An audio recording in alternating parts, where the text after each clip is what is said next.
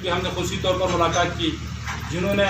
ہمارے اس اقدام کو سراہا اور اپنے خطبہ جمعہ میں اس روڈ کے متبادل روڈ کے حوالے سے خصوصی طور پر خطاب بھی کیا۔ اور میں مرکزی انجمن امامیہ کا بھی شکر گزار ہوں، جن سے ہمارے وفد ان سے ملاقات کی، انہوں نے بھی اپنے خطبے کے جمعہ میں متبادل روڈ کے بارے میں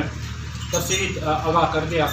آج کی صرف کانفرنس کے ذریعے دیامر یوتھ موومنٹ حکام بالا کی توجہ اس اہم متبادل روڈ کی جانب مبذول کرانا اپنا فرض منصبی سمجھتی ہے اور حکام بالا سے کبھی امید رکھتی ہے کہ فی الفور اس قومی مسئلے کے حل کی جانب اپنی تمام تر صلاحیتوں کے ساتھ توجہ مبذول کرا کے فوری طور پر دریا کے اس پار پہلے سے تعمیر شدہ روڈ کو جدید فولڈنگ پل یا RCC پل تعمیر کر کے عوام گلگت بلتستان کی قومی آواز پر دل جوئی فرما کر روڈ کی فوری تعمیر کا آغاز کرے۔ بصورت دیگر اس اہم مسئلے پر خاموشی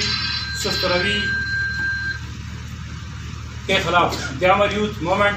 GB عوام کے ساتھ ملا کر سخت احتجاج کرنے پر مجبور ہوں گے۔ اس متبادل روڈ کی تعمیر سے نہ صرف گلگت بلتستان بلکہ وطن عزیز کے دفاعی، معاشی، تعمیر و ترقی اور صحت کے فروغ کے لیے سنگ میل ثابت ہوگی۔ امید ہے کہ اب ہماری آواز کو مؤثر بنا کر مذکورہ ایشو کو حل کرا کے گلگت بلتستان کے عوام کو سفری عزت سے نجات بنانے کے لیے کردار ادا کریں گے۔ اللہ ہم سب کا حامی و ناصر۔